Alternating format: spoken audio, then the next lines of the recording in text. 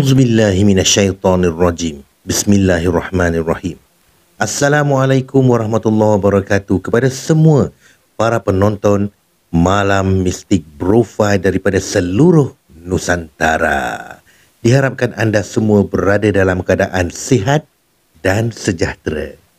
Pada malam ini, Brother Fai akan kongsikan kepada anda satu kisah yang datangnya daripada RashidSalim.com. Ingat blog RashidSalim.com. Anda boleh tengok, buka di Google blog beliau, blog RashidSalim.com. Banyak, di situ banyak kisah-kisah yang menarik di situ. Kisah-kisah seram lah, ya. Okey. Kisah pada kali ini bertajuk Penunggu Tiang Elektrik.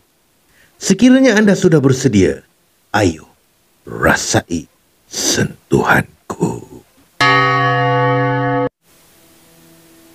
Ya saudara, di sini Rashid Salim mengatakan, apa yang dilihat belum tentu nyata.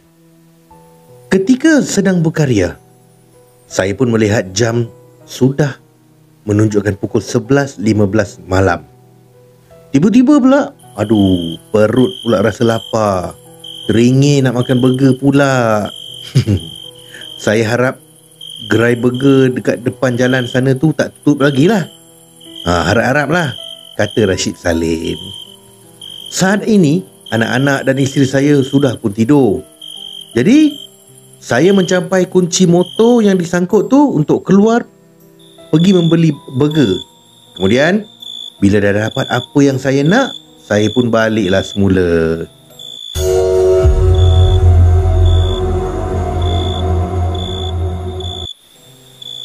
Laluan di simpang masuk ke lorong rumah saya ni agak gelap sikit. Tapi, sampai dekat depan rumah ni dah ada lampu lah. Kerana baru-baru ni pihak TNB telah memasang tiang lampu berkenaan. Jadi, teranglah jadinya kalau nak dibandingkan sebelum ni. Tiba-tiba, saya terkejut setelah saya ternampak ada seorang budak sedang mencangkung dekat situ. Bawah tiang lampu itulah. Ia membelakangi saya. Sosok tubuh dari belakang seakan-akan anak saya yang berumur 6 tahun. Pada awalnya, saya terfikir bahawa itu mungkin anak saya lah. Adakah dia sleepwalking ataupun mengigau? Saya sudah fikir macam-macam sebab tengok budak tu mengenakan pakaian yang sama dengan anak saya. Jadi saya pun menegurnya dengan memanggil nama anak saya. Contoh nama anak dia Daniel. Okey. Daniel, apa buat kat sini ni? Daniel? Tapi dia tak jawab. Jadi seterusnya, saya pun pergi parking motor dekat rumah sambil memanggil lagi. Namun hasilnya tetap sama. Kemudian, saya melangkah mendekatinya. Tidak semena-mena langkah saya ni terhenti. Sebaik saja telinga terdengar ada sesuatu yang berlari di dalam semak. Lebih kurang bunyi macam tu lah. Seriau tiba-tiba rasa bulu roma. Lepas tu, terdengar pula bunyi benda berlari di belakang. Saya pun terus menoleh laju. Apa tu? Saya ternampak seekor khinzir yang begitu besar sedang berlari dengan begitu laju pergi menjauh dari jalan tu.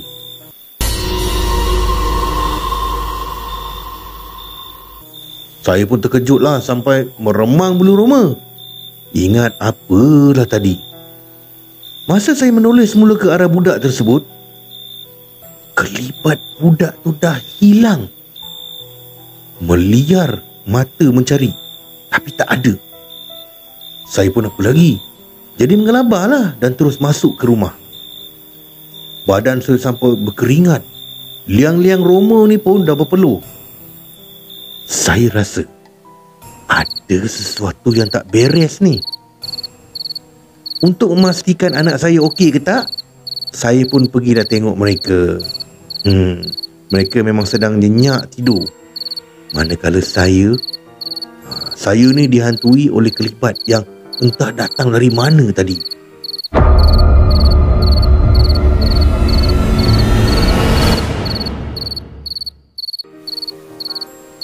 Ini pula bahagian seterusnya pada hari yang berikutnya. Satu malam tu, lebih kurang jam 11 malam gitu, saya makan burger. Makan burger, suka Rashid Salim ni makan burger Di tempat sama, saya nampak budak misteri tu. Budak yang gaib tiba-tiba saat ada sesuatu yang melintas di belakang saya itulah. Saja saya nak bagi dia jealous yang saya ada burger. Bukan nak tunjuk berani, tapi sebab dia menakut-nakutkan saya pada malam tu. Mana tidaknya tiba-tiba budak tu hilang. Cuma itulah, tak ada pula lah rasa aura seram macam tu. Macam biasa je lah. Sesekali ada motosikal lalu di jalan tu. Kawasan rumah saya ni sebelum ni memang gelap. Seperti yang saya katakan sebelum ni, laluan ni baru saja ada lampu jalan. Itu pun tak adalah sepenuhnya. Kemudian keadaan kembali sunyi. Namun saya setia ditemani bunyi unggas dan cengkerik yang sentiasa berlagu di sepanjang malam. Itulah dia muzik alam ciptaan Allah Subhanahu Wa Taala. Mulut saya terus mengunyah burger yang sedap. Maklumlah perut tengah lapar kan. Tiba-tiba, sama macam hari tu, kedengaran sesuatu dalam semak. Ya, persis seperti itulah. Di hadapan rumah saya ni memang ada sungai. Jadi kadang-kadang terdengar jugalah air berkocak. Saya dah mula cuak. Risau si kaki pendek itu saja. Maksud saya si kinzir itulah. Kerana kawasan rumah saya ni memang banyak kinzir. Tak lama selepas tu, bunyi itu pun menyepi. Sisa-sisa burger di tangan saya habiskan. Mata saya meliar mematikan keadaan sekeliling. Rasanya saya tak nampak apa-apa pun. Bahkan budak yang saya jumpa sebelum ni juga tak kelihatan. Dia tak memunculkan diri. Saya malaslah nak teruskan aktiviti yang sia-sia. Konon nak cari dia. Buat apa kan? Kalau datang betul-betul nanti, saya pula yang cabut lari. Saya bukan tim paranormal, kata Rashid Salim. Jadi tanpa membuang masa, saya pun masuklah ke dalam rumah. Dan sewaktu pintu dibuka, alangkah terperanjatnya saya, anak saya tercegat depan pintu. Dia kata apa tahu? Ayah, temankan adik nak pergi kencing. Alamak, budak ni dah besar pun takut lagi, masih nak berteman lagi. Desis hati saya sendiri. Padahal baru umur 6 tahun. Saya pun pergilah temankan dia pergi ke tandas. Masa sewaktu sampai di tandas tu, saya tunggu anak saya dekat luar.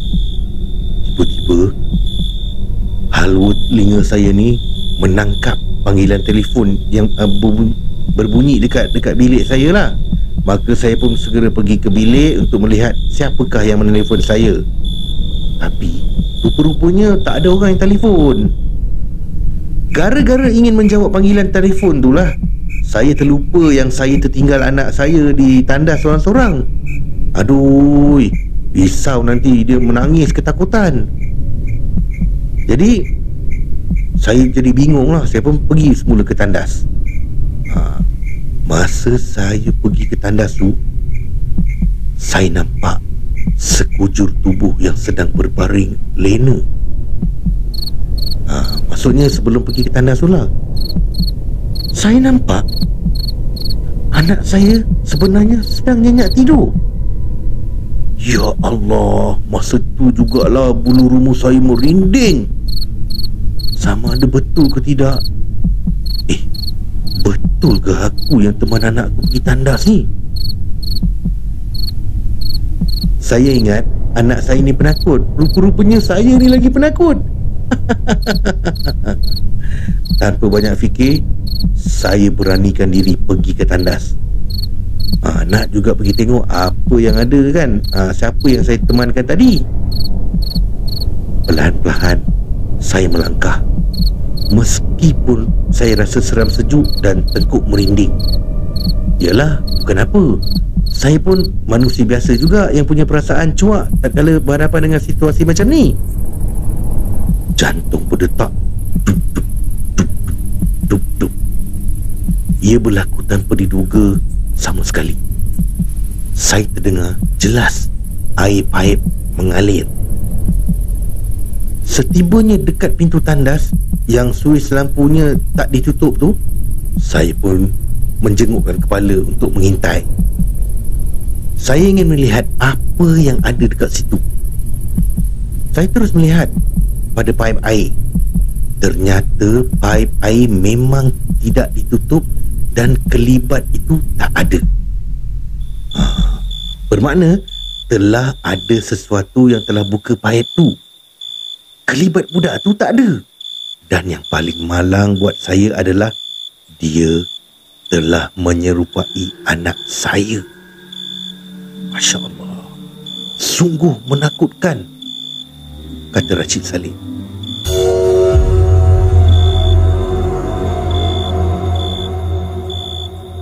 Ya saudara, itulah dia kisah pengalaman daripada Rashid Salim. Macam seram tak? Kadang-kadang itulah apa yang Rashid Salim kata memang benar. Kadang-kadang apa yang kita nampak tu belum tentu ia nyata. Kadang-kadang ada masa-masa tertentu Allah Subhanahu Wa Taala membuka hijab kita. Jadi kita akan ternampak segala-segala benda-benda, maksud saya makhluk-makhluk gaib ni. Jadi itulah kehidupan manusia ni kan.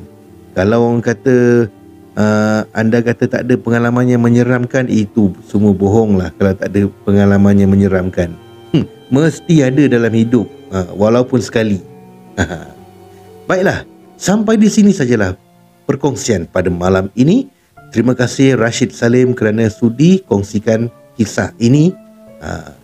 Jangan lupa subscribe, tekan butang loceng, komen dan share. Kerana subscribe, butang loceng, komen dan share itu adalah gratis. Kita jumpa lagi di hari yang lain dengan kisah-kisah yang menarik. Selamat malam. Peace, no war.